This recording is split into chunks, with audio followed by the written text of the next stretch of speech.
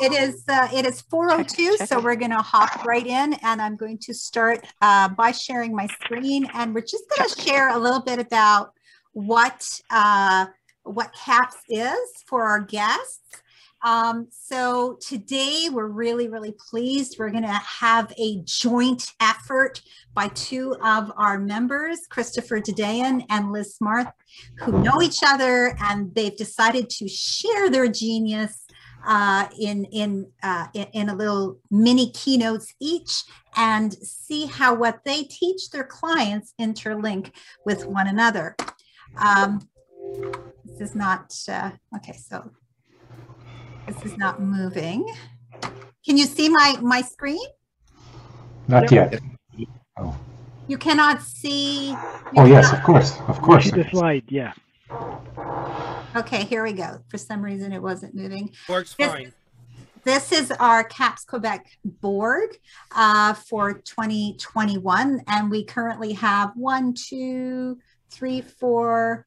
four of us that are on here today. So it's not always an ideal time for everyone, but it's great to see everyone. And the person you must take into account is the second from the bottom left, Jen, who is with us. And so if you have any questions about membership, please approach her. She is a genius, and she knows everything there is to know about joining CAPS, the benefits of CAPS, and all of the wonderful things that we need to know.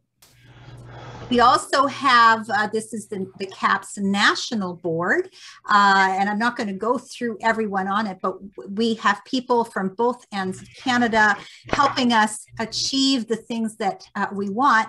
And CAPS Montreal actually has 3 members that are all on the National Board, and Lauren is one of those wonderful people who is doing so much work for CAPS through the National Board.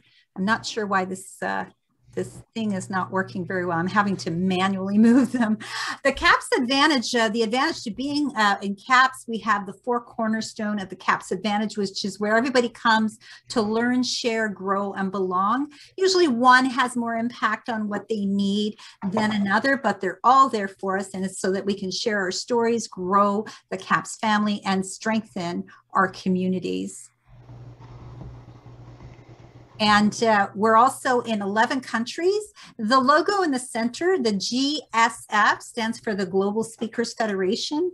And we're in 11 countries around the world, and we are actually still growing. There are more coming on the way. They're always expanding. And this started with the National Speakers Association that has like, I think, 8,000 members. And Germany is second. And we are actually third in the world in terms of members. So we are a very good, solid association here in Canada. There are benefits to becoming a CAPS member, and I just wanted to go over them very quickly. This is not all of them. This is just some of the things that we can do as different insurances, errors and omission, liability, and content insurance. I saw on our CAPS Facebook group today, someone asked about the errors and omissions insurance, and that's another one that I didn't even put on here, is that we have the best Facebook group for getting questions answered quickly and connecting with people who can help us grow our business. It is a wonderfully interactive Facebook group, and I've heard people say, I renew my membership just because I want to be able to go into that Facebook group. So everybody wants or needs something different. And we do have a CAPS Foundation. I am the CAPS Foundation liaison, if you will. And so I'm here to help people know what CAPS Foundation can do for you. And one of the things the first thing that they started was helping members in distress. And I'm out of the closet. They did help me financially after I had a serious car accident, and everything is super confidential. I put myself out of the closet, but anything that you do through the foundation remains highly confidential, including the CAPS peer support group. I happen to also be a peer support member, but we are there to listen. And it's because being a speaker, being a road warrior, as some people call us, can be very difficult. And unless we're speaking to someone who's been there and has to juggle children and elderly parents and a husband and their business and being on the road, it's not always easy to find someone who understand the particularities. And so we have different speakers across the nation, again, who offer their confidential listening services, and we just support one another. And it's for people. So if you know of a CAPS member who's struggling and you think, oh, you know what? Why don't you just get in touch with support and peer support and have a chat with someone? We don't do therapy or anything. And our mission is to raise the profile and professionalism of all our members across Canada. And we do this by going through the 4 competencies of a speaker. And the first one, they all start with E. The first one is expertise, and it refers to the knowledge or to the skills in a particular area, with emphasis on the application of this knowledge or skill. So it's we provide trainings throughout the year to try and answer these competencies and help people develop those. The second one is eloquence, that refers to the speaking skill or power of using persuasive and powerful expression. And the third one is enterprise, which is to grow our speaking business from a business standpoint. And the last one is the ethics, which is the rules or the standards governing the conduct of a person or the members of the speaking profession. When we become a CAPS member, we actually do learn about, we do have a code of ethics that people have to agree to become a member. So if you're looking for any information on any of these competencies or on our benefits, please do reach out to Jen. And I just wanted to say that this year we are really trying to get a little bit more active on the French side. So our next event is actually going to be a Zoom meeting. And it's going to be a social. This is for CAPS members only, and we're doing it in French. So if people are across Canada, all the CAPS members can come to CAPS things only, CAPS members only, and they can practice their French. So that should be a lot of fun. So that's going to be in 2 weeks on the 27th of May. And so I'm going to stop the share now. And I just, so now we're getting to the part, we're going to go right into it so we can give all the time to Christopher Dedeyan and Liz Smart. And I'd like to start by introducing Chris. I believe you wanted to speak first, do your little presentation. Is that correct? Perfect. So let me just change the view so that we can, I'll do the speaker view. And that way we can, if everyone would mind just muting themselves so that the right person who's speaking will show up. And for some reason, I'm not showing up. Now, why is that? Speaker view. Huh. Well, that's so weird. Okay. It shows Lauren.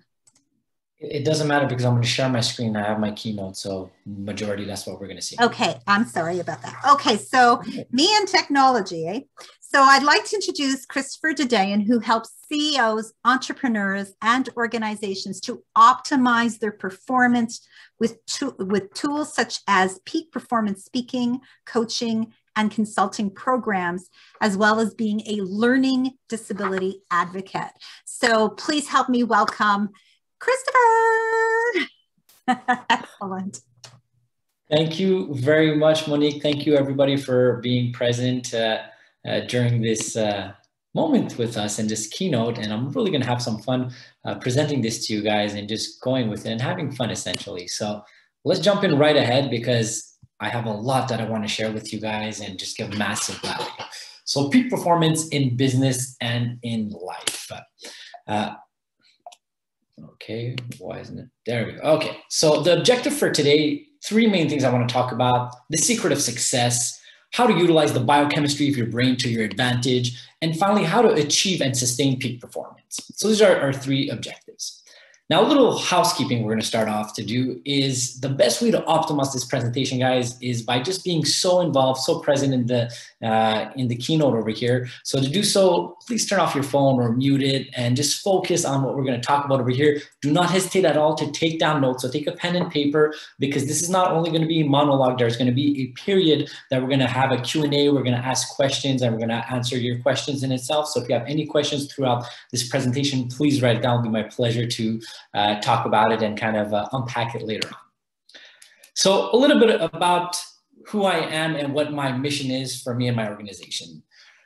So I'm thoroughly blessed, and I know a lot of people on the Zoom call is as well, that I found my purpose. I really found my being and what I'm here to do on this earth. And there definitely was a little journey that I had to go through. As you see over here, I started off by being a fireman, got my degree in that, realized that really quick that I had this entrepreneurial tendency within me that was just screaming to come out, went into brokerage, had a successful career in that, and then I had this opportunity to go on stage. And I realized that that was my life's purpose, which essentially is to optimize people who want to perform, to get them from where they are to where they want to be. Because I thoroughly believe nobody was put on this beautiful blue planet of ours without getting endowed with a gift. It is our birthright, and it is our duty to bring that gift in the forefront and to play with that gift. And if every single person does that at such a high level, as a society, we're going to go forward with more joy, love, happiness, and respect. So in essence, my company's goal is to make people live in their greatness. And the vehicle that I use to do that is definitely peak performance. So let's dive right in. What is the secret of success? I have legit been studying this for years and years, reading books, self-help books. I read about like a book a week, listening to videos, so on and so forth. And every single successful person says this one thing in one way, shape, or form. Some people say it knowing they're talking about that, and other people say it without even knowing, but that's what they're talking about. And for me, what I found is the law of attraction. Now, it might seem a bit woo-woo on the aspect of like the law of attraction. Is it actually something that works? Is it just a book, The Secret, so on and so forth? But as I realized that I definitely manifested everything within my life, there was an actual reason behind that. And then there was a quote that came in front of me by Albert Einstein. And the quote says, everything is energy, and that's all there is to it. Match the frequency of the reality you want, and you cannot help but get that reality.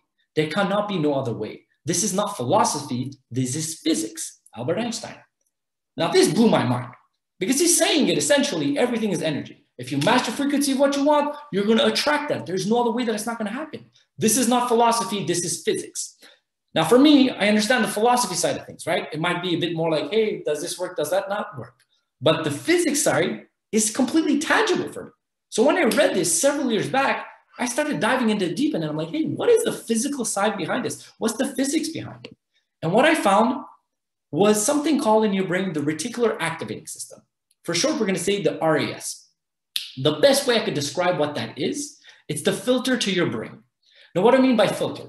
Right now, we're sitting down, we're watching this Zoom conversation, watching this dude speak, and you're not only seeing that, you're seeing many other things. You're in your room, you see light, maybe you're seeing your significant other, you see colors, maybe there's the outside, maybe there's your pet. There's a lot of things that's going on.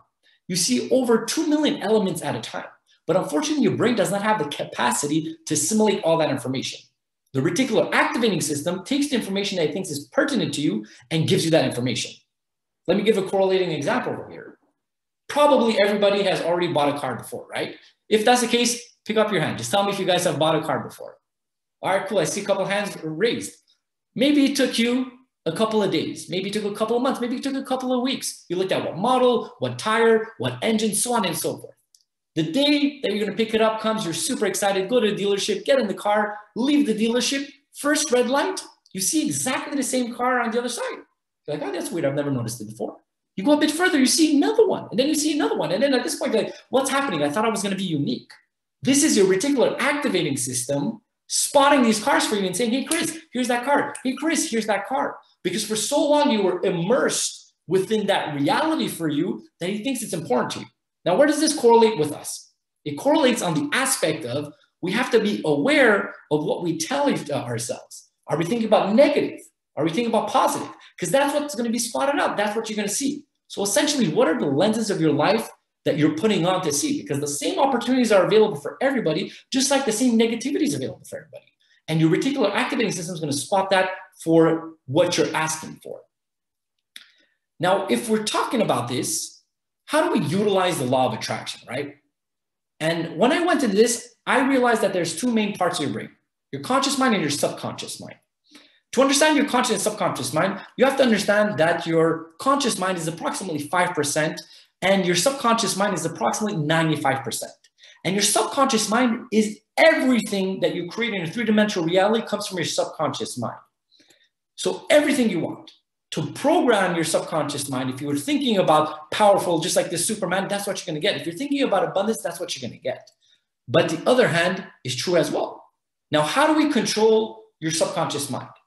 The best analogy is this picture right here. You have to understand that your subconscious mind is like the earth, and your conscious mind is the gardener, planting the seed, putting the water, letting the sun come to it. So you have to be very eloquently aware, what are the seeds that you're planting within your life? Because the subconscious mind really doesn't care what you plant. You could plant a beautiful apple tree and it'll give you apples with abundance. Just like you could plant poison, it will give you that in abundance. So you have to understand that correlation. Now, as you're doing this, the way to do so is to visualize and see what you want in the future. Now, it's not only visualizing it, you have to act as if it's already done. And most importantly, you have to bring emotions within it. Your subconscious mind understands emotions so much more than just the visualization. Now, what I mean by emotions over here is that you want to see yourself already succeeding. So this example of the car, you want to not see yourself having the car, but you want to see yourself sitting in the car, smelling what the leather's going to feel like, feeling how proud you're going to be that you're in your dream car, driving down, maybe the hood's down and your hair's flapping in the wind. You have to feel these emotions. As you put these emotions into play, your subconscious mind will create that. And once again, to the opposite is true as well. If you think about fear, negativity, doubt, financial difficulty, that's what your subconscious mind and the universe is going to give towards you. So once we understood this framework and we understood the fear aspect, the power aspect, the next step is to really look at what are the ways that we're going to program it and how to do so. The first thing is we have to define your purpose. So we have to define what is your goal, right? You have to know what do you want to visualize. Second thing you have to look at is the power of auto-suggestion, which is affirmations, right? So you have to subconsciously start planting these affirmations and these visions to the next level. And like we mentioned, step 3 is the power of emotions. You have to be very eloquent in putting down emotions. Activate your visualization. Act as if it is already completed. It's not like, oh, I would like to. No, I'm already doing it. I'm already on stages in front of millions of people. I'm already with my beautiful significant other, even though I haven't met her. It's all these things that you're visualizing and creating. And then finally, it's persistence, repetition, and faith. Persistence, repetition, and faith. Now, this is an interesting part right here. When you're visualizing something, it's the same concept as Amazon. Let me explain. When you order something from Amazon, you go ahead, you place your order like, I want this shoe. You click it, it gets in your box, it gets sent, right? And then what do you get? You get a confirmation with the date that you're supposed to receive it. Once you start visualizing something and acting as if it is already yours, the universe has already shipped it towards you. The only difference between Amazon and the universe is that the universe never tells you when it's supposed to arrive. All it asks of you is to have faith and believe in it.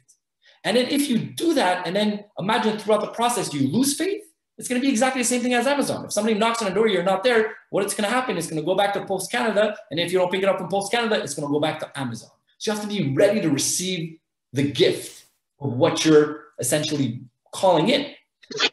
Now, how do we utilize this? How do we plant the actual seeds in the proper way? To do so, you have to understand there's 5 main brainwaves. There's the gamma, which is when you're getting a high level of aha moments. When you have that aha idea, you're in high vibrations of gamma. Then you go in a beta. Beta is when you're in a conscious awakened state. Like all of us are in that state. Most of our waves are in that state right now. Then you go into alpha. Alpha is a more relaxed, calm state. So maybe you're done your day, you're sitting down, you're taking a couple of drinks, you're a relaxed state. Then you go into theta. Theta is even more relaxed. Maybe you're in a state of meditation. Maybe you're going from consciousness to unconsciousness. You're maybe falling asleep. And then finally delta, which is completely falling asleep. Now, why am I talking these brainwaves? Because it's extremely important to understand the direct correlation between your conscious and subconscious mind is through the alpha and theta states. So what you understood over here is that you're going through these vibrations minimum twice a day, when you wake up and when you go to bed. So it's extremely important to start doing this visualization when you're falling asleep or when you're waking up.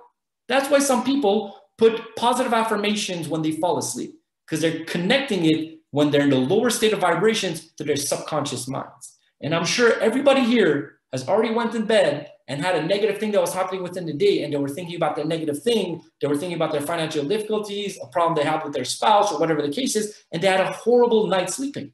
Why that is because you're planting that negative seed within that night. So as we understand now the brain chemistry, we want to utilize it and plant the positive things that we want. What I'm going to suggest to you guys, what I've been doing, what I teach my clients and my colleagues, I want you to do 3 movie visualizations. From now on, when you go to bed, I want you to think about, first of all, your physical and mental well-being. Second, your love and connections. And third, your career and abundance. Now, when I'm talking about think about this, I want you to create a movie. So if we're talking about your physical health, I want you to imagine yourself finishing the gym and looking yourself in the mirror and just feeling fit and what energy that's going to bring, how prideful you're going to be. If it's love and connection, I want you to imagine you being with your significant other, maybe having a super supper and just being connected with them. If it's your career, I want you to imagine you on a stage with an abundance of people in front of you. These are things that you want to act upon and add the emotion. Now, the power of the mind is extremely powerful. And I wanted to tell you guys a story. There was this lady a couple of years back. She started in the TV industry. She was a news anchor. And she was a news anchor that was starting up. And one of the more senior news anchors saw that there was a potential within this new colleague of hers. And she's like, hey, come to my house. I would love to mentor you and help you out. So this girl's like super happy. Oh my God, one of the top hostess of the TV shows calling me. Beautiful. Gives her address, goes there. This person that's going to get mentored comes from a less affluent background. And she was coming into this neighborhood that was just beautiful. Had nice Ferraris, Porsches in the driveways, garage doors like until the end of the street. It was amazing. But what she recognized so much more is that these properties had trees on it. And she said to herself, when I get rich, I'm going to have 6 trees like this house. Because first, she's never seen properties with trees.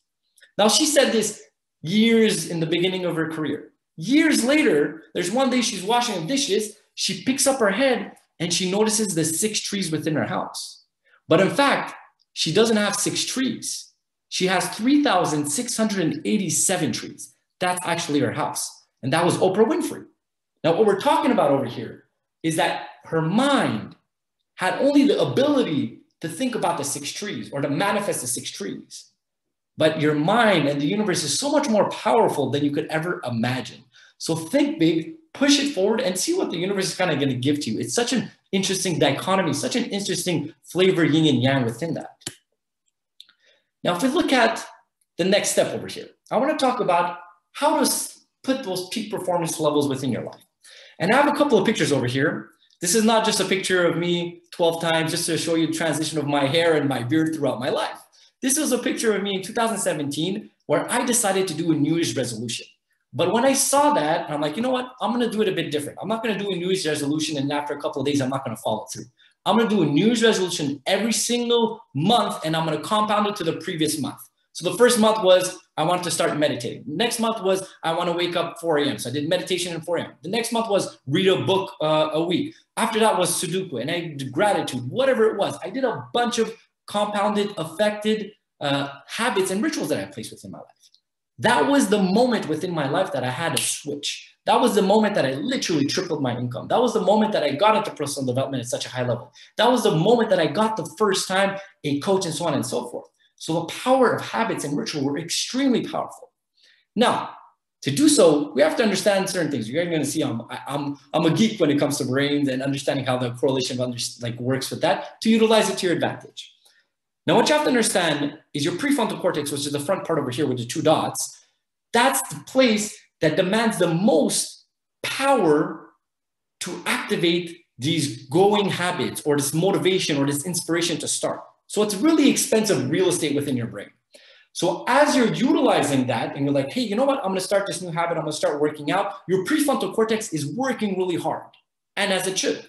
And then as you're doing this more and more and it becomes more concrete, what happens is it goes from your prefrontal cortex to your basal ganglia. And then it becomes an actual ritual that is locked in STEM. And then once it becomes a real ritual that's in your basal ganglia, then it opens up another space within your prefrontal cortex. So there's an ability for a new habit and more things to be utilized within that. That's the goal of essentially transitioning that. Now, the question I'm going to ask you guys, maybe you could put it in the chat or maybe you could pick up your hands and kind of say it over here. How long do you think it takes in days for somebody to put a new ritual or habit within their lives? Do I see in the chat? I'm going to wait up and probably going to, oh, we have one over here. Do we? 28. We had 28. Okay. So we had a couple of days in the 20s that are quite commonly people are going to say about 21. So thank you for that, Liz. Unfortunately, 21 is not the number, but it's not wrong and it's not right either. In fact, there's a new research that shows it takes anywhere from 18 to 264 days. Now that's a bit more wide, right? Because obviously it depends on the person, it depends what habits you're going to take in, it depends how good you are within that aspect. But you have to understand that this is a process. And from that process, you're going to be allowed to play around with it and see what adjusts. So understand that once you bring in a new habit or a new ritual, it does take a time, it does take a process, but it's definitely worth it. Now, how to achieve performance and sustain it? Like we said, it is through habits and rituals. It is just binary. If you put the proper rituals and habits within your life, you're going to succeed. It's just impossible you're not. Now, the things that I'm going to suggest over here, first and foremost, is a good morning routine. First thing I'm going to ask is wake up early. Now, wake up early could be start with 15 minutes earlier than where you are right now and gradually bring it up to the time frame that you want. Because once again, your brain, as we saw in the morning, is so much more active. And when you're linked up with your conscious and subconscious mind, it's so much more creative and it's so much more easier to assimilate information in the morning. So utilize those morning moments for high creativity activities. Use the time to do mindfulness practices. Take some time to do gratitude work. Take some time to do exercise. Take care of your body. Furthermore, bedtime. This is something very huge. This is actually, as people always, it's commonly known within my circle that I wake up at 4 a.m. And everybody's like, oh my God, you wake up at 4 a.m. every single day. That's crazy. The second question they ask me is, Chris, what time do you go to bed? I go to bed at 8 p.m. because I need 7 to 8 hours of sleep. So I reverse engineer it. So you have to have a solid bedtime routine. It's not just about waking up early and then going to bed whenever. No, that's not going to be possible. So understand how much hours of sleep you need through your sleeping routine. As well, one thing I'm going to suggest that's really changed my life, 1 hour before going to bed, do not touch any screens. No computer, no TV, no cell phone. The blue lights that this transmits plays your serotonin levels and it kind of F's it up because your sleeping pattern happens with your melatonin level and your serotonin level. So the higher your melatonin level goes up, the more you fall asleep, which is completely normal. And when the sun comes out, gradually your body starts secreting serotonin, which is going to wake you up. So you don't want to play with that. And finally, I did write the visualization, which I highly suggest, like we previously mentioned. When you go to bed, do those 3 types of visualization to really anchor in your subconscious mind the reality that you want. Next thing I want to talk about is your emotional home. If you want to be a high achieving person in any sense of the way, you have to be in control of your emotions. Now, one concept that I have over here that I like to utilize and I've taught many entrepreneurs is something that I call the emotional home. My emotional home is somewhere you create. It's a fictive area that it's somewhere that you want to live most of your times. And for me, my emotional home is filled of happiness, joy, success, abundance, family, and so on and so forth. All beautiful things. Now, if I ask you guys, do you think I could live 100% of my life in that emotional home of success and happiness? No, some people are saying no. The answer is no, it's physically impossible. Our imperfection is what makes us perfect as human beings, right? We need the valleys to understand what the peaks are. We need the darkness to understand what the light is. We need the falls to understand what the success is. Now, where we could control is decide how long we want to stay in our emotional home. It's a decision. So if I decided 90 to 95% of my life I want to be in my positive emotional home, then I know where I want to live. So when I'm in my negative emotional home, it's perfectly okay. I embrace the fact that I'm in my negative emotional home, but I put a time frame on it. So if I lose a transaction, if I lose the sale, if I lose a keynote or I flop at a keynote, I allow myself to be angry for a set amount of time. Obviously, certain things are going to take longer. Unfortunately, if you have a loss in your family, it's going to take a lot longer than a few minutes, right? But you still have to state it and control in a sense and decide, hey, I've decided already in my life, I've committed to 95 to 95% of the time on my positive emotional home. So at least you have a guideline to go towards it. That's the best way that I found to control your emotions. Next thing over here that I've realized working with high successful people is that a lot of people have a bad definition of success, or they just haven't even defined what success is. A lot of people I ask, what is success? They don't know necessarily what to say. Maybe they'll say money, maybe they'll say this, that, and the other. Maybe it's physical objects, maybe it's well-being, so on and so forth.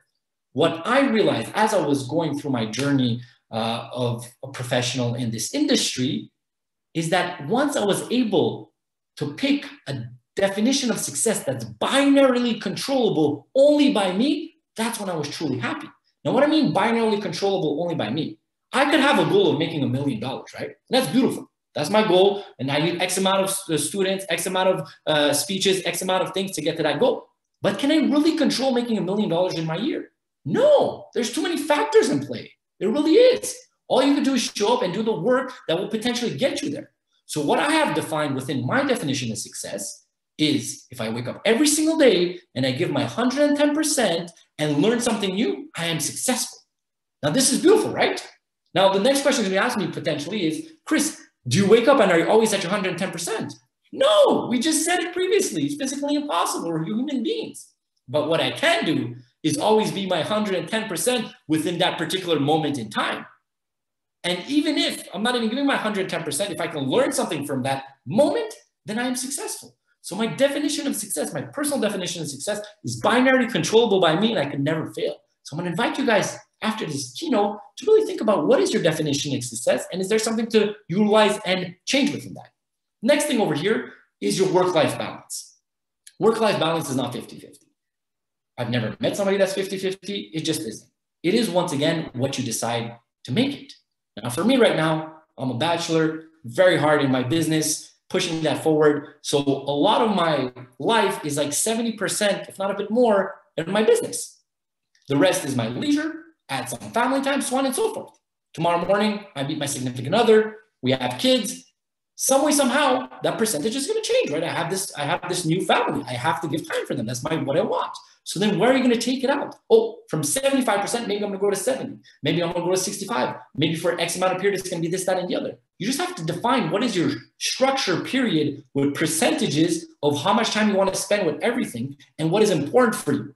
As you see it, then one side of your life is not going to be neglected. So the balance is what you decide within the journey that you are, within the season that you are within your life. Now, finally, one thing that I've realized if you want to succeed at a high level and be a peak performer, contribute, service, give back, guys. I mean, the more you give, the more comes back to you. Please do not give expecting to receive, just give. Give. It's one of the main keys to be fulfilled. Give back to society. Next thing over here, if you want to be highly successful and peak performance, you have to have systems and processes in place in your business. And the thing that I've realized within my clients is do the thing that you do not like first, which is a concept, eat the frog, right? By Brian Tracy has a book on that. What do we mean by that? It's usually the activity that I call MMA. I'm not talking about mixed martial arts. I'm talking about money-making activities or green time. Look at what are the activities that are going to bring you the most financial income to your business. And usually those are the ones that you push away a bit more. Maybe it's the prospecting, maybe it's sending out emails, whatever the case is. But if you get that done on the first start of your day, it's going to compound positively to everything else. Next thing over here, structure your agenda. You have to have a structured agenda and you have to follow that agenda. Put your blocks of times within the hats that you wear within your business. So if you're a coach, a speaker, so on and so forth, such as myself, I have Mondays and Tuesdays that all I do is coaching. My clients is only during those days when it comes to coaching. My colleagues within the employees that I have in my business don't contact me that moment. I don't do any content creation on that moment. I'm not doing any speeches on that moment. So break down your days or your blocks of days within the activities that you're doing. Don't put 30-minute time frames because your mind doesn't even have the ability to be enough and like, hey, this is the activity that I'm doing. So give a long block. If you can, day by day, that would be the best. Next thing over here, define your intentions. Highly successful people do not set their intentions once a year and it's the beginning of the year. They set it for every single activity. Well, here's your intention. In the morning when I woke up today, I looked at my agenda and I saw, oh, today, among other things, I had this speech. I already set my intention even before I started my day because I know that my day is going to be back to back. But if you set your intention, then your reticular activating system knows what he wants to do within this moment. So for me, I wanted to be connected with you guys, be present, and let the universe use my vehicle to give you the information that you guys need to receive within this moment. So set your intentions. Finally, measure your growth. You have to test yourself. You have to keep yourself responsible and look at what's working out, what's not working out. What went well last week? What can we improve upon? What can we optimize upon? If it's not measurable, it's not sustainable, and you can't fix it. This is actually a little document that I have, a productivity sheet that I offer. If you guys want it, it's completely free. Let me know, and I'll send this over your way and give you a link to kind of get it. So highly suggest anything that has to do with that. And finally, this might seem a bit overwhelming, guys, but it's a process. This is why I like talking about the minimal viable effort, which is a concept put together by B.J. Fogg, a Stanford researcher, which essentially means instead of looking at everything in a big way, just look at the first step that you need to do and concentrate just on that. So one correlation is, imagine you need to floss your teeth and you've never flossed your teeth before. Instead of saying, I need to floss my teeth, say, let me just floss one tooth for a couple of days, and then two, and then three. So do the minimal work that you need to potentially start this ball and get this action towards a positive, get you momentum and inspired to do bigger and bigger actions. So here are my top 3 things that I'm gonna suggest you guys to do after what we just spoke about. First and foremost, wake up earlier than what you're waking up now. Start with 15 minutes. Use that time to do journaling. Gratitude journal changed my life. If you are in a state of gratitude, you cannot be in a state of anger or anything else. Take the time to write 3 things you're blessed about. The more you notice how much things you have to be blessed about, the more the universe will give you more blessings. Finally, define your intentions. And I'm going to give you a little bonus, which is going to transition super well to what Liz is going to talk about, meditating. As I started meditating in my life, it completely shifted my life. It has saved my life in so many ways. So I'm excited for Liz to kind of jump on and talk about this. So guys, one last thing I want to leave you with over here. This is one of my favorite quotes by one of my favorite philosophers, Socrates. The only true wisdom is knowing you know nothing. And I'm saying this after 27 minutes speaking to you guys. You have to be humble to understand that every single time you learn something new, you realize how much you don't know. So be a student of life. Always grow, always learn. And I know that I'm speaking to the right tribe because you guys are all here taking time out of your day to listen to this. So once again, thank you very much for your time over here. I'm so excited to hand this moment off to Liz for her to give us her presentation and then to do a little something together.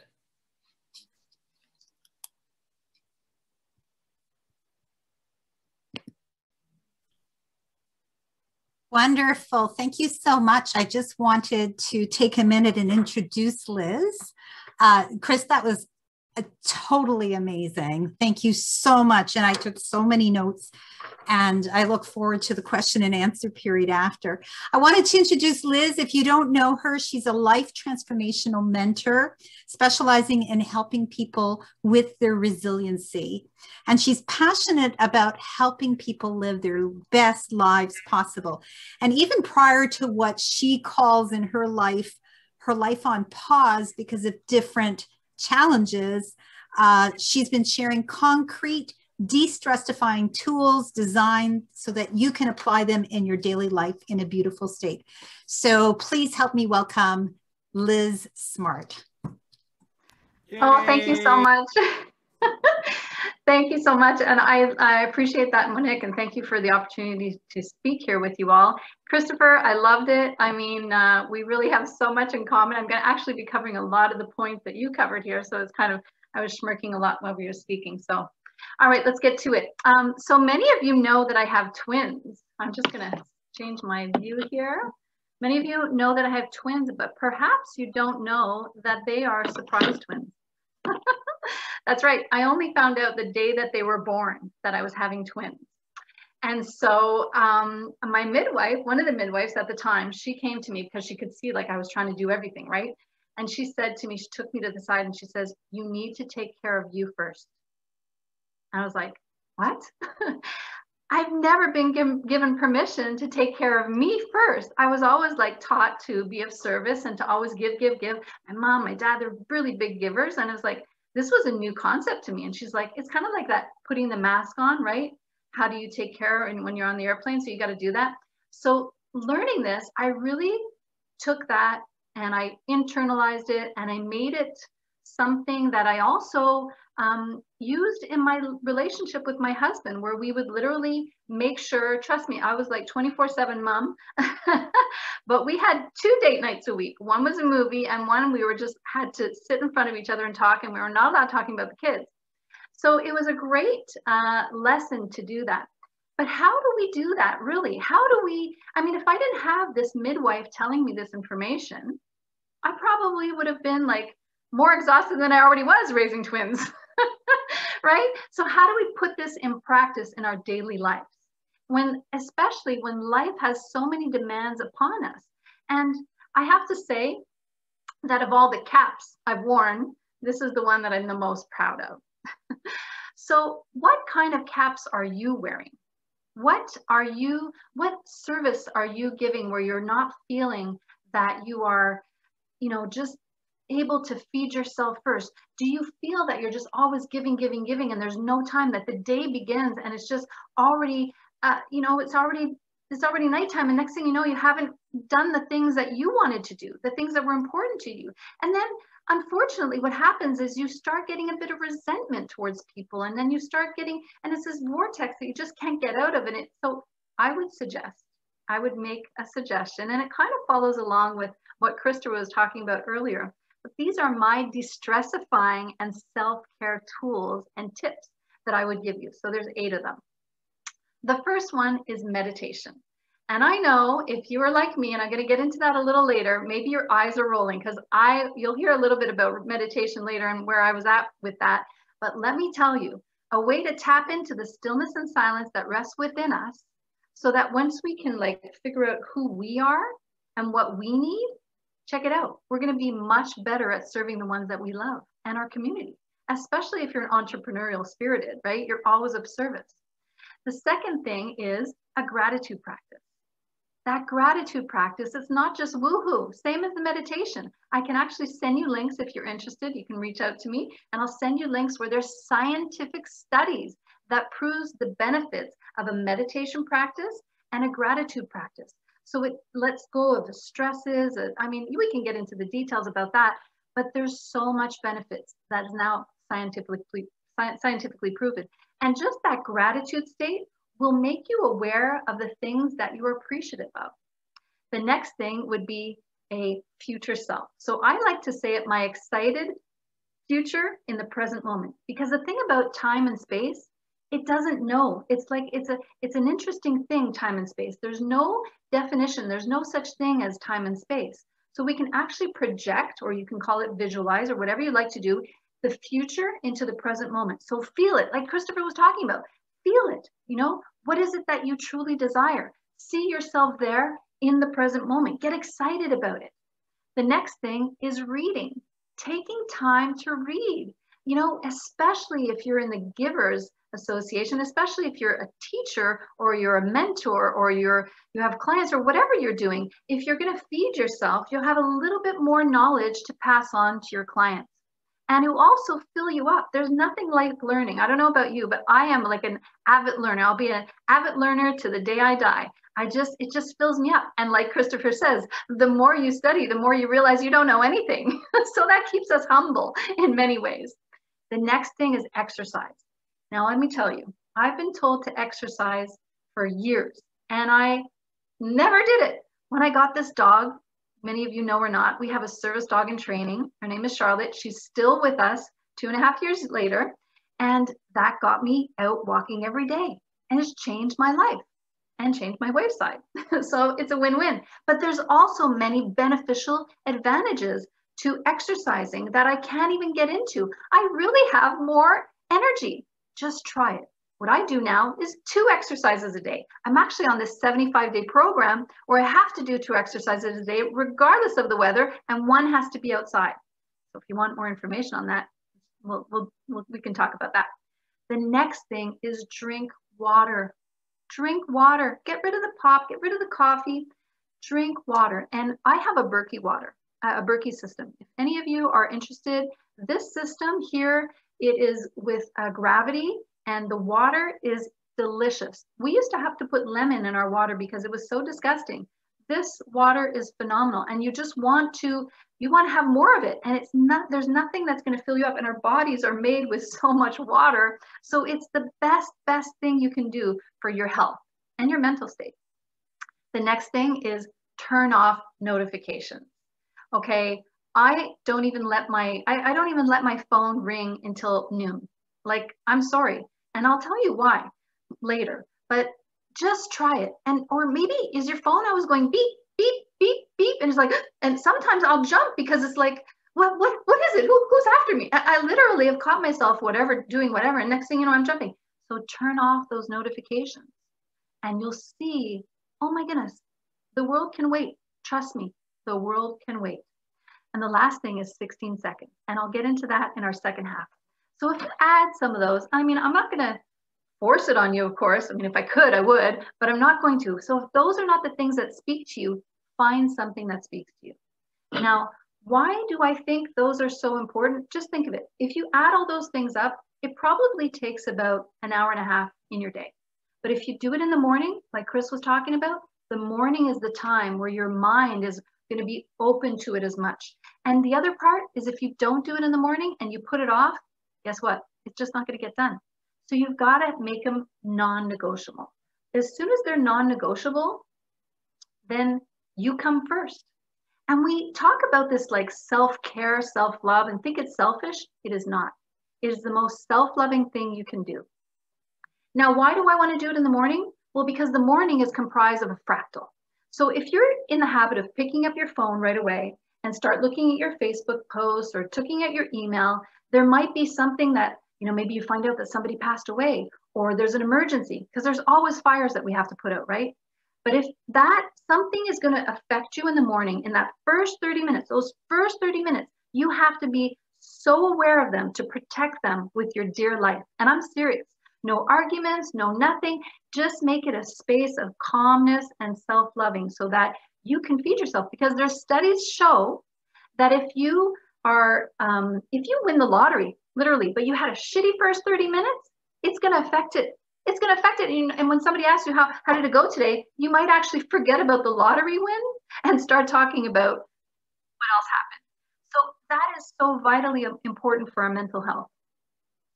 So that fractal, and let me tell you, life does get complicated, right? And we can get out of balance. So I know this firsthand, right? So many of you may or may not know, my husband had a heart attack 6 years ago, and my life got really out of balance.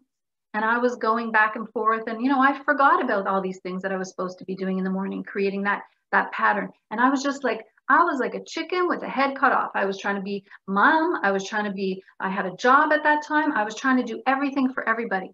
And finally, at one point, a good friend of mine's pastor actually sat down with me and said, Elizabeth, you need to take care of yourself, because if you don't, you're not going to be any good to anybody.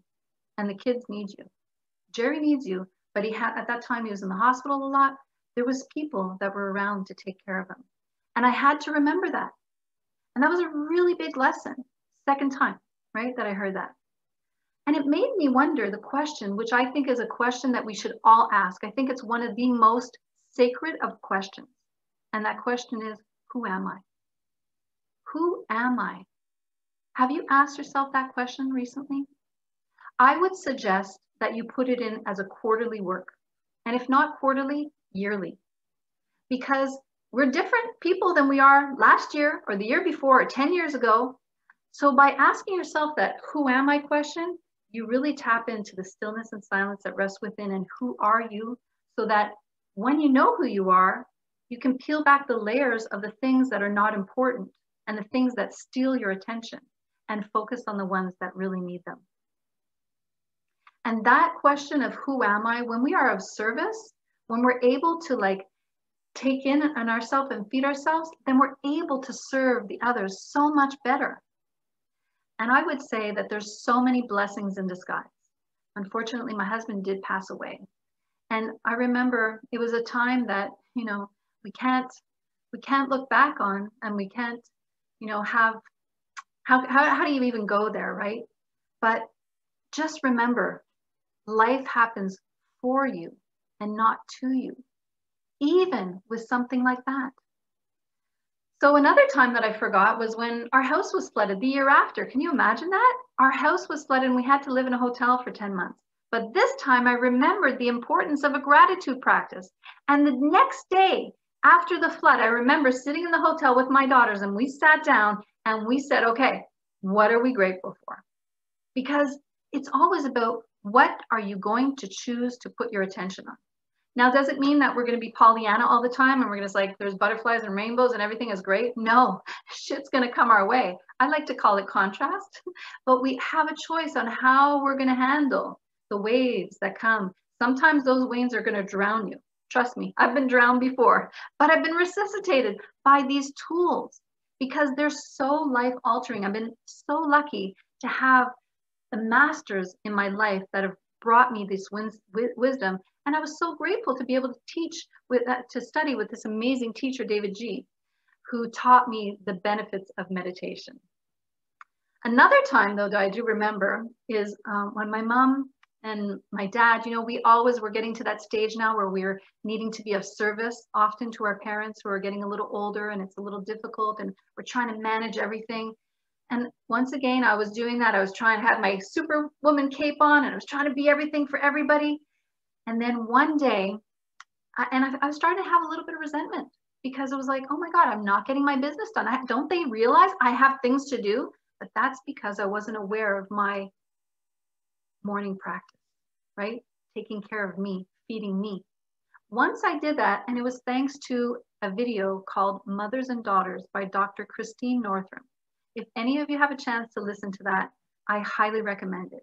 She talked about how these women who are often taking care of their caretakers, and then often the caretaker was the one who kicked the bucket first. And then guess what? The parent found somebody else to replace them like that. I was like, what? I'm irreplaceable. She needs me. After listening to that video, I called my mom and I told her, listen, Mom, I love you so much and I'm there for you and I'll be there for you, but I need to be there just to be with you. I can't be that person who's doing the errands for you anymore. I can't be that person who's going to drop everything anymore. Talk about putting boundaries. Boundaries is another way to show self-love. And you know what? Shockingly, almost like within 2 days, she found somebody else to do her errands. I was blown away all those years. So it's funny, right? We think that but there's nothing wrong with asking for help. That might be hard for overachievers, let me tell you. But here's the thing. If we are empty, we can be of service to no one. So it's so important to fill our cup. That self-love, or that self-caring actually, can turn into self-love. So if we go back to that question that I asked you earlier, who am I? Who are you? Well, let me be the first to tell you, if nobody else has told you, you are enough. You're enough.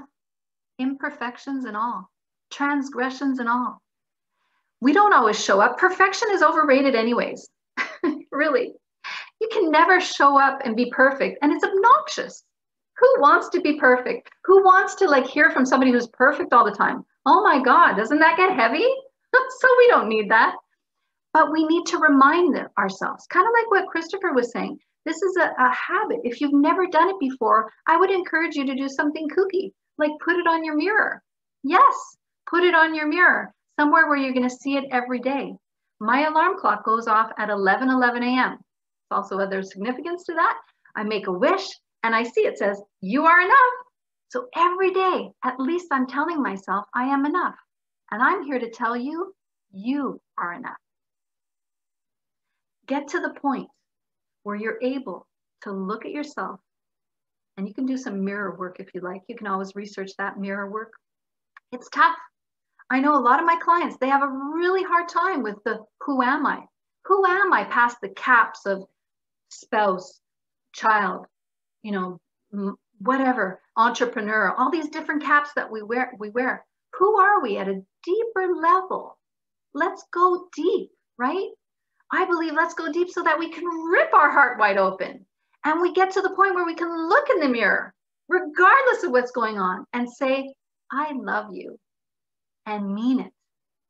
Can you imagine we showing up, loving ourselves that way, falling in love with yourself to that point where you're able to say that in the mirror? Can you imagine what version of yourself you'll bring to your children, to your clients, to the community, to the world? My teacher, David G, often said, how do we transform the world? We do it by transforming ourselves. I believe in that. I believe in that dearly. And I would say, how do we enhance ourselves? By enhancing ourselves, by doing that work. When somebody says to me, oh, self-loving, that's so selfish. Oh my God, they've missed the point. Self-loving is the biggest gift you can give yourself. It has no bounds. You always have a choice, because when you're able to self-love, regardless of what comes to you, what comes at you, because like, have you ever been in a situation where people are coming at you or situations are coming at you? And it's like, okay, maybe I didn't show up as my best version today, but I'm going to take some time to reflect and see how I can do a better job. Because it's not about saying like, oh, you're bad and wrong. It's about saying, okay, I'm human. I'm not perfect and I don't want to be. So how can I say, it's okay. It's all good. You have two choices all the time. There's only two emotions. Everything else is hidden behind these two. And once you know that, your life will change. And that is love or fear. So choose the path of love. Self-love, you'll be a ripple. It's like never ending. It's like, and when you're tapping into that, it's like you can get high. You can get high on your own life. And just thinking of like how amazing that feeling, like that feeling, that euphoric feeling of when you meet somebody for the first time or the first kiss. You can literally have that kind of relationship where you say, wow, life is good. Life is good, regardless of the contrast, regardless of what's happening. But when you have those emotions and those times, like Christopher was talking about earlier, give it a moment. I agree that if you are feeling anger, frustration, depression, get down to it, feel it, live it, but make a decision not to stay there. At one point, make a decision not to stay there and come back to circle to love. So that's what it is. It's all about love.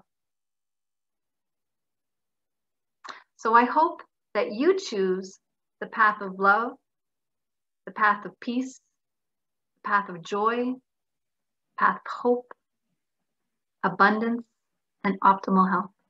It's my wish for you. Much love.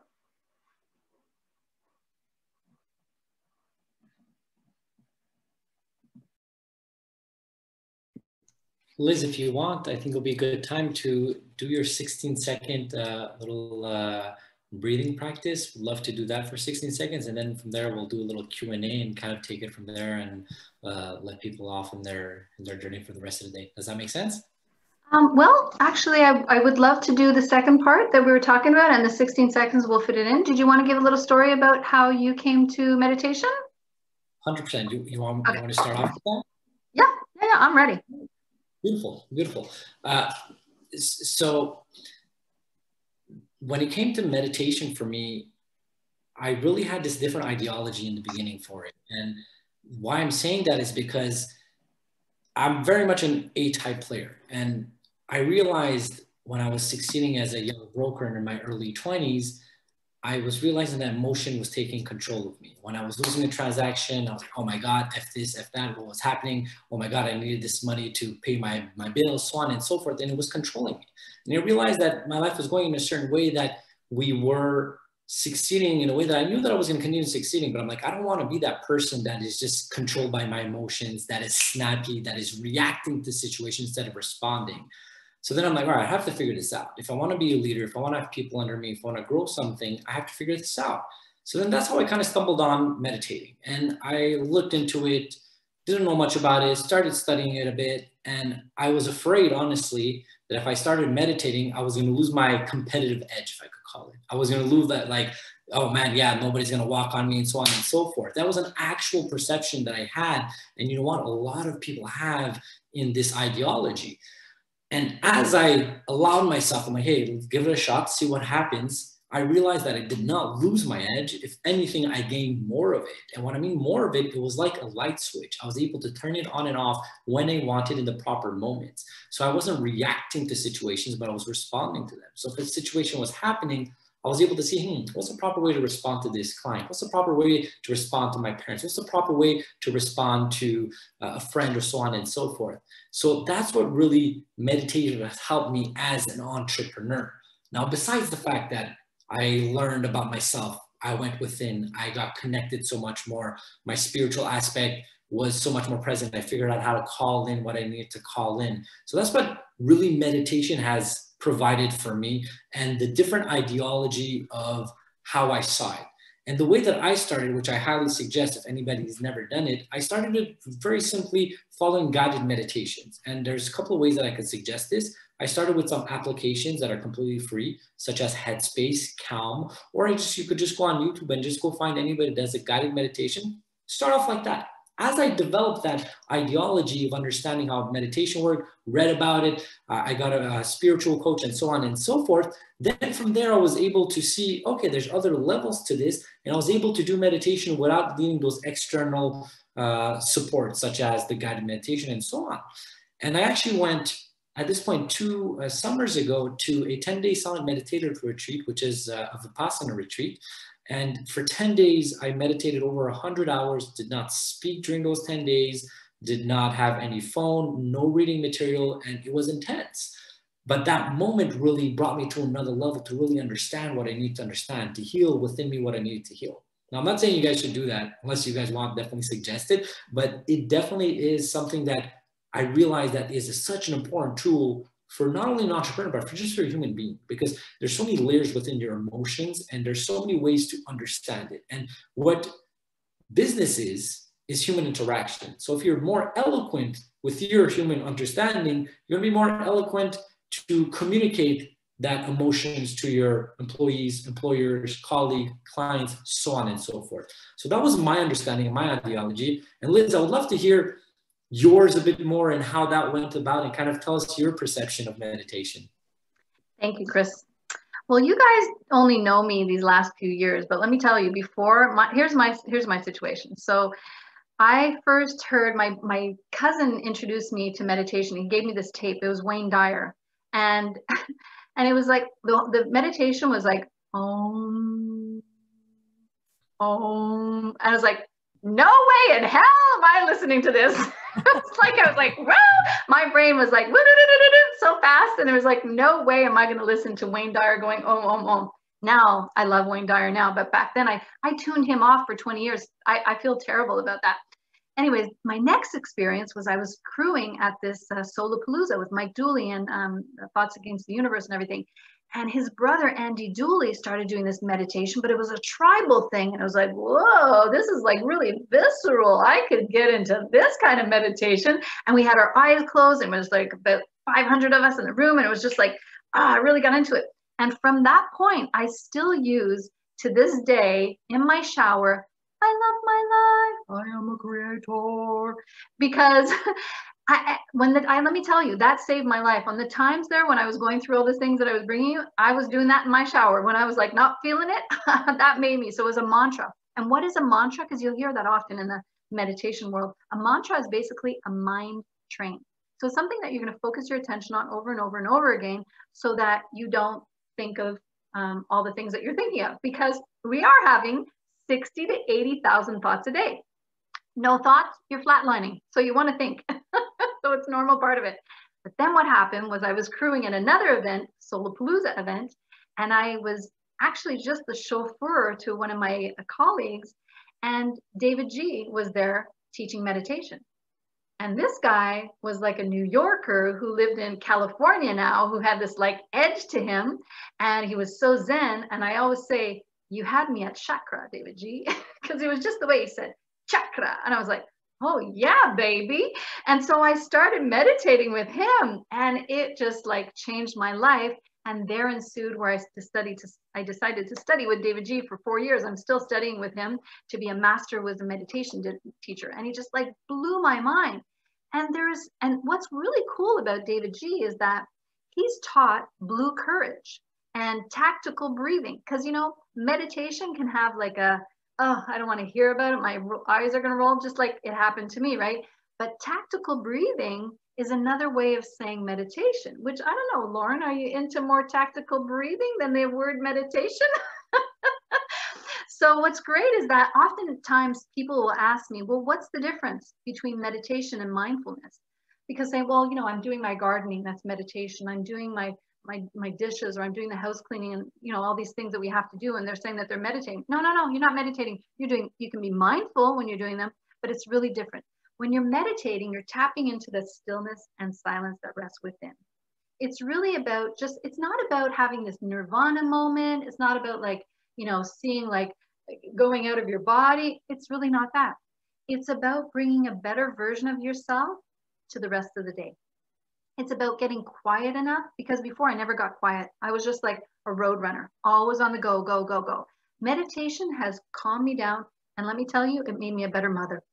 My children are so grateful when I started meditating. It changed our life. It literally was life changing. Getting back to like finding out who you are and all that stuff, that getting deep and going to the core of who are we.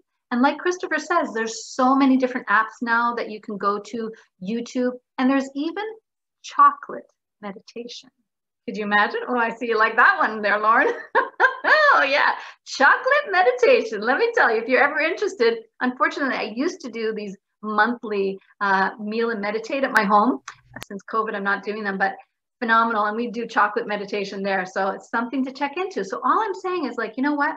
Don't turn it off just because of your one experience, because we can have 1, 2, 3. For me, it was my 3rd experience, and now I'm like a rock star meditator. Okay, so what does it do? It helps you tap in. But I'm going to have us do 2 things today, okay? The first one is I want us to breathe. So just this is the interactive part of the show, guys. I want you to I want to see you guys just taking in a deep breath, okay? I want to see you guys I'm going to look at you. I'm examining you, taking a deep breath. Okay, everybody, all righty. Now, now you can open your eyes. I appreciate some of you closing your eyes. Really good. You're into the next part already. I wanted to know if you're bringing up your shoulders when you're breathing. Do you find you're bringing up your shoulders? Do you find that you're breathing here, shallow, in your chest?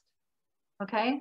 So what we want to do is we want to teach you to breathe into your belly. And for me, I used to breathe into my chest. I was very shallow breathing. Like I said, I was a road runner before. I was like, and I was always shallow breathing. It was when I was studying as a naturopath 25 years ago that my teacher explained to me how to breathe properly. And literally, if you're not doing that, you're just in a fight or flight mode. If you're breathing in your chest, fight or flight. So to catch yourself, because we're going to have stressors, right? Things are going to happen in life that are going to like knock us off our rocker. So a great way, the best medicine you can do is come right to see where is your breathing. Are you breathing into your belly, or are you breathing up here? And you can lay tonight. I would give you an exercise when you're going to sleep, or even if you're going to watch a movie or a TV or whatever, just lay down and just practice breathing into your belly. Just breathing into your belly. And you can have a meditation just based on that, just based on breathing, just focusing on your breath. Because what is that going to do? It's going to bring you into the present moment. And the present moment is where the sweet stuff happens. Okay, now I'm going to talk about 3 things and then we're done. The first one is why do we do meditation? Okay, and what's the difference of meditation? Morning meditation has a purpose. It's like you're going to set your intention for the day. Okay, so you can start with 5 minutes. Ideally, you want to get up to 20 minutes. After 20 minutes, you're just daydreaming. So 20 minutes, lock it in. In the morning, you're going to set your intention, your trajectory for the day. Doesn't mean you'll always attain it, but you have a better chance. And it could be, oftentimes for me, it's just like, help me be, like, there was times it was just, help me be a better version of myself. That was my intention. Now it's like love, peace, hope, joy, you know, all these things. But it could be, help me get this rock star gig, you know, that could be your intention for the day. So you lock that in the morning, and then you set into the stillness and silence that rests within. That's the morning meditation. Then in the evening, and I would say right after, just either before dinner or after dinner.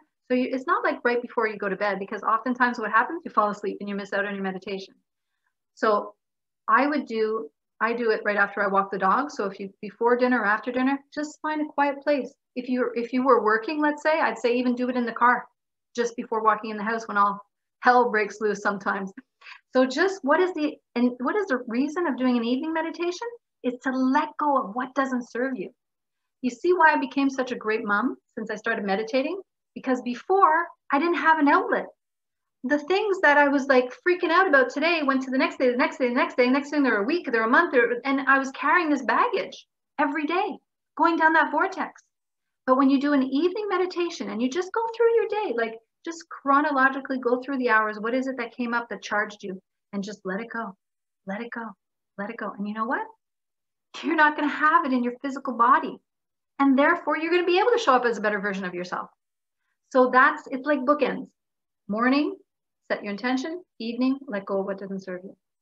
And then what I'd love us to do, because I promised I wouldn't do this big meditation, but I'm going to show you how simple it is.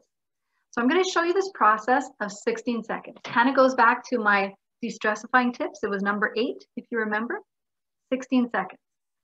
I'm going to explain it, and then we're going to do one, okay? So first, before I get into it, I want you to think of something that's upset you. Just recently, today, yesterday, this week, something that's upset you. Not big therapy, guys, just something that's like, right? Okay, think of that. Got it? Okay. Now we're going to do this thing 16 seconds. So the way we're going to do it is you're going to take a breath. You're going to breathe in through your nose for the count of 4. Then you're going to hold that breath to the count of 4. Then you're going to let it out to the count of 4. And then you're going to hold that again to the count of 4. And then you're going to breathe normally. So we'll do it one time with our eyes open, and then we'll do it again with our eyes closed. Okay? So take a long, slow, deep breath in. 1, 2, 3, 4. Hold your breath. 2, 3, 4. Let it go. 2, 3, 4. And hold it. 2, 3, 4. Now we'll close our eyes. 3, 4. Hold it. 3, 4. Let it go. 3, 4. And hold that. When you're ready, you can open up your eyes. Now let me ask you a question. Were you thinking about that thing that you were thinking about a few seconds ago? Okay. This is the power of 16 seconds. I lock it in at 10, 12, 2, and 4. My alarm goes off. I yell 16 seconds, and we all stop and breathe. That has such a profound effect on de-stressifying your body. Every time you breathe like that, it lets go. The ripple, the ripple, the ripple. It's all about the ripple, guys. So I would encourage you. And you guess what? Lauren, you just meditated. So you do it once. That's 16 seconds. You double it. It's 30 seconds. Times 4, you're at a minute. Do it 5 times. You're at 5 minutes. You want to just breathe. 20 minutes. 20 minutes, guys. No matter what it is, find the different kinds. I still on my YouTube at night, because I'll do another meditation at night before I go to bed, like Christopher says, just to like tune in to all the things and magical stuff.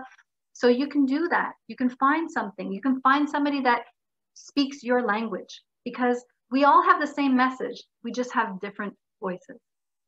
So with that, guys, I encourage you, and I hope you, and I wish you all, like we say, namaste. Namaste means I honor the divine in you that rests with me. And when you're in that space and I'm in that space, we are one. So namaste. Thank you.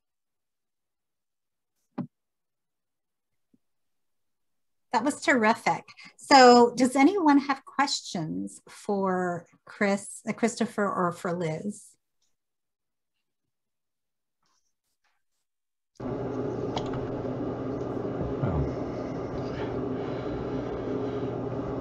Lauren? Well, I don't so much have questions, and it's more, I would probably qualify as the most skeptical, cynical person perhaps in this particular group with respect to a number of the concepts that are spoken about, but not because they're not valid, and certainly not because they don't work, because you're living proof that they do. And you know, tens of millions of people who practice, whether it's meditation or affirmations or any of the strategies that, you know, Christopher and Liz, that you've outlined. I think it's important, like, maybe it's, I guess the one comment I would make is that it's important, I think, to recognize that there's a lot of work to be done. And I suspect, Chris, in your work, and Liz, certainly in our conversations, I know it to be true, but I think it's critically important not to lead people down a garden path to something that may not be appropriate for them. And I think it's critically important to recognize that each individual is going to come to these awarenesses in ways that may not be conventional and may not be according to the roadmaps that you're outlining, for example. So I love what you're saying, and I know it works, and I know you're incredibly sincere. My skepticism is only around the so many thousands of people that I've seen in my lifetime, some of the work I do, that buy into philosophies without either A, putting the work in, that you know, and Chris, you've suggested some really tangible ways to do that, but that either won't do the work, or they're buying into, how can I call it, cult celebrity, you know, whether it's a Napoleon Hill stuff or even Anthony Robbins, who I really enjoy, but who tens of thousands of people will buy into those philosophies and strategies, but never employ them. And they'll get into them for the motivational component. They'll spend $10,000 going down to Florida to spend 3 days with, and I'll use Robbins again because I'm a big fan, to see this guy. And for them, it's an expenditure in entertainment, not in self-improvement, not in betterment, not in, and they'll even admit to that. And I find that incredibly sad. So I just wanted to share that I love that you're doing it in a practical way that is actually working for you, and I suspect for people that you interact with. But there are many people that get sucked up into the vortex of New Age thinking or even meditation, but never apply it in their lives to the point where it actually produces a meaningful change. So sorry to just share that. I just wanted to put that out there as a general feel, because it can be very attractive to buy into a strategy or into a philosophy, but never have it do anything for you. So. Absolutely, and I mean, it's like anything, you have to apply it, right, Lauren? And you know, if we're talking about the movie The Secret, for example, it was great, but you can't expect to like dream something up and it's going to happen, right? You have to put action. You have to put action behind it. So it's the same thing as what's great about meditation, that it's free. Breathing is free. Absolutely, yeah, and I won't get into The Secret with you, because I think it's one of the greatest frauds ever perpetrated on so many hundreds of thousands of people. But let's not go there, because I don't want to disrupt the. Yeah, but you have to put action no matter what. Like this here is about doing a structure in the morning so that you can be more productive. I just find, for me, I used to be a night owl, and now I'm a morning person, and that alone has changed my life. And you know, everything has its place and everything has its purpose, and we all find our way to whatever we find, and it's about variety, right? Yeah. If we were all the same, that would be a boring world. And I find that when we choose the right thank you word, for listening, even with the skepticism. I appreciate you being here. So if you mind, I would love to speak about what Lauren said. Thank you very much for sharing that, and thank you, Liz, to amplifying that. I think what it comes down to, Lauren, is everybody is going through their journey, and wherever they are. Can you bring your mic closer to you, Christopher? Yeah, sorry. So everybody's going through their journey. Is that better? Yeah. So everybody's going through their journey, and you have to respect that. Within your journey, it's whatever you're supposed to be at that particular moment. So if that resonates with you, beautiful. If it doesn't resonate with you at that particular moment, maybe you'll be down the line, or maybe you'll be never. It really doesn't matter. So those people that you were saying that potentially go to Tony Robbins events and don't have the proper ideology towards how most of the people that have this growth mindset approach it, that's perfectly okay. That's their ideology. That's where they are in their journey. There was a time for me that all of this, I didn't believe in it. I didn't understand until life brought me to a position that I had to do so, because I was in a position of, oh my God, if I don't do this, this is not going to work, which is usually when things happen. So I love the fact that you brought that up, but we are definitely conscious that everybody's going through their journey, and just wherever their journey are, you just have to respect it. It's the fact that you're here, if you are skeptical about this and you're open-minded towards it, then you're one step ahead of the game for sure. So thank you for that. I think Ed wanted to say something. Yeah, to me, it's how we name things. To me, a meditation is like a big step, but when I heard a tactical breathing, this this I can buy in a minute. You should check out one of my teacher's books. It's called De-Stressifying, and he literally was invited in to speak to the military. And he was like, you know, this guy that had an Om t-shirt on. He's short. He's like, anyways, and he started talking about, you know, how, and he incorporated this Blue Courage program, like I said, using that word tactical breathing. And they started off with just 16 seconds, and he brought them up to like week by week by week to like 5 minutes, and he would go regularly. And it changed their lives because, you know, they're living a very high impact, high stressful, and a lot of PTSD. And so what's great is that you can use a meditation or tactical breathing to help let go of that and go from PTSD to PTS growth, so post-traumatic growth. All things are possible. I think it's no matter what it is, no matter what avenue you go through, I think at one point in all of our lives, it's the most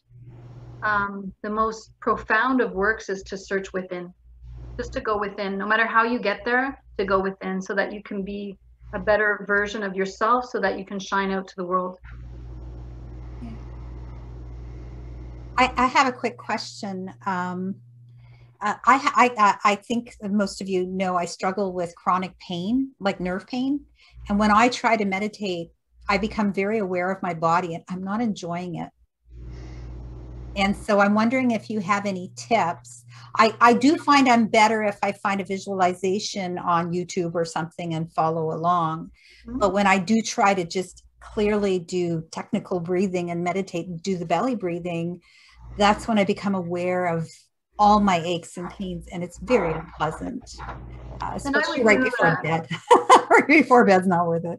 I would do guided meditation at that point. I love personally silent meditation, but guided meditation, I would have never been able to do silent meditation if I hadn't started with guided. Okay. So guided will like take your focus off of you and just thinking what the person is saying, and it still allows you to decompress. So it still has benefits. I wish it for you, Monique. Thank you. And I have one more question. Well, I have 100 questions, but we only have so much time. How do you get your family? Like you said, my daughters do it with me. Like my kids are older and they look at me like I have two heads most of the time. But if I introduce this kind of thing to them, forget it. Like they'd be just as skeptical as the men in the group here. Especially my stepson, you know. It's a great question. I think it just started by setting the example. I know in the beginning I was struggling because I remember going to my teacher at one point, like they were doing the 30, because there was this 30-day of transformation, which is phenomenal. And they were doing it and they're not doing it with me anymore. And he says, hey man, you should be lucky that they did it with you in the first place. But eventually when they saw that their life was a little bit out of balance, one of my daughters came to me and says, you know what, I really want to start my meditation practice again, because they notice a difference. You can just handle the world a little bit better somehow, because it quiets the mind. Yeah. When we were going through a particularly challenging time when I was a single mom with my daughter, we used to do the serenity prayer at night together. And that was our little meditation, you know, and I changed the words so it would be for a child to understand, you know, and we would just say it slowly a couple of times and then, you know, and then hug. We didn't do like prayers from religion. We did the serenity prayer. It was very, I saw a big difference after a month of doing that with her. And she has ADHD and dyslexia and all kinds of things, and getting her to sit and focus on something, was really challenging. And I have ADHD as well. So So maybe you could speak about that, Christopher, about how does this impact performance? Like, I love that you shared the brain. I love neuroscience. How does it affect people, and how much harder is it for people with like learning disabilities or those types of distractible challenges? 100%. Thank you, Monique, for that. And before doing so, I just want to say one thing about meditation in itself. Sometimes the word meditation could have this connotative pressure behind it, or this ideology behind it.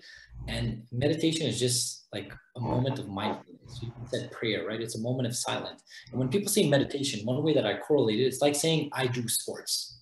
What do you mean I do sports? What sports do you play? Oh, I play soccer. Okay, cool. What position do you play? Oh, I'm a forward. Okay. Are you center? Are you a striker? Oh, I'm a striker. what I'm saying here, that there's so many levels to it. When we talk about meditation itself, maybe you're assuming somebody's sitting down on a mountain with their legs crossing their fingers like this. But like Liz said, you could be having a chocolate meditation. You could be walking and going through that mindfulness practice. When you wash your hands or you're washing dishes, that could happen as well. So just understand there's so many layers to it, and just be open to whatever layer works for you.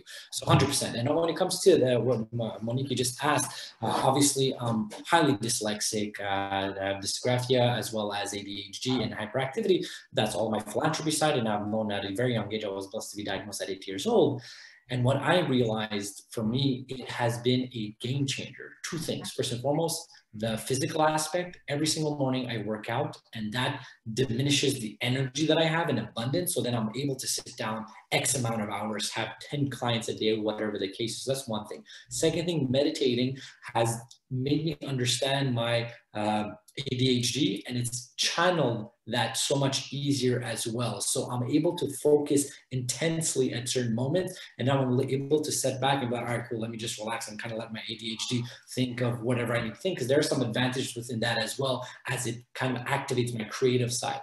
So as I was able to go through those practices, just like Liz said, from 16 seconds to be able to sit down for over an hour meditating, it has funneled my focus. So that's what it's done. But it's just like anything, it takes immense amount of practice. If you go to the gym once and then you look yourself in the mirror like, hey, where are my six pack? No, bro, that's not how it's going to work. It's going to take many, many times. I don't know when it's going to happen, but if you're consistent every single day, one day you'll wake up and you look yourself in the mirror like, oh, wow, I'm in shape. That's the same concept. So that's the way that I would speak to that. Yeah, I just want to add that last part of, thoughts, sounds, and physical sensations. We're going to have thoughts, 60 to 80,000 thoughts. So if you're thinking of something, don't beat yourself up and say, I can't do this. It's part of the process. The second thing is physical sensations. You might get uncomfortable because you've been sitting in a certain way. So it's not about sitting in a hand mudra position. It's really about just being comfortable. Because if you're not comfortable, you're not going to come back. So comfort is king. And the third thing is sounds. You don't live in a bubble. So you're going to hear sounds. You're going to have a dog bark. Somebody's going to drop a dish, whatever. That's okay. You just come back to the mantra. That's why it's a mind train to get your focus on, or your breath or whatever. So thoughts, sounds, physical sensation, it's normal. Just keep coming back, because the more you come back, the more you'll lock it in.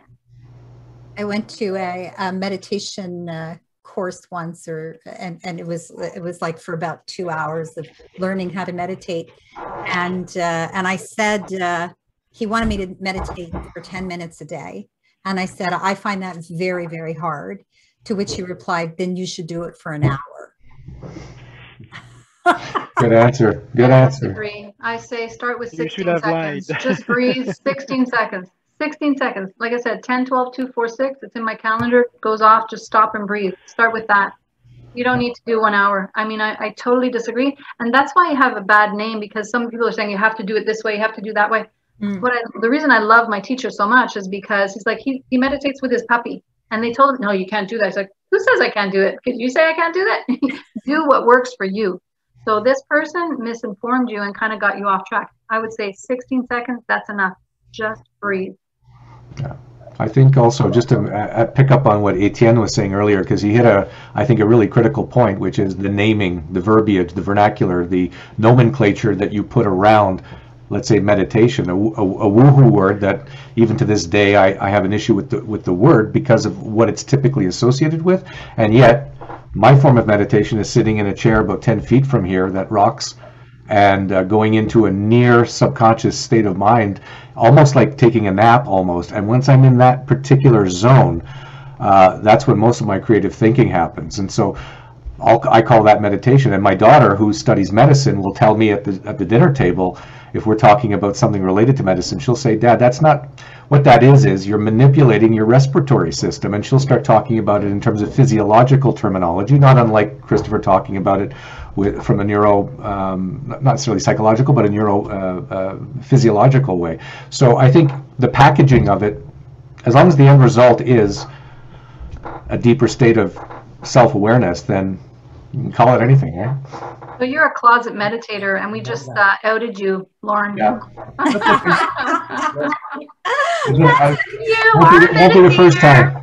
Won't be the first time. That is a great note to end on. I want to thank our two wonderful presenters who did so much work and putting this out there. And it is such an important topic. We just assume that it's woohoo, but self-care is not woohoo. It's like we have one body, one brain. It's the one we have to take care of. And if we wanted to be at optimum peak performance, we need to take care of all of it. So thank you. And this is Mental Health Awareness Month. So I'm really happy that you brought some insights into how we can balance our lives better. And I want to thank you both from the bottom of my heart for doing this for CAPS Quebec. Thank you. Thank you. Thanks, Thanks so much. Thanks, guys. Thank you for coming. Thank you. Well done. All right.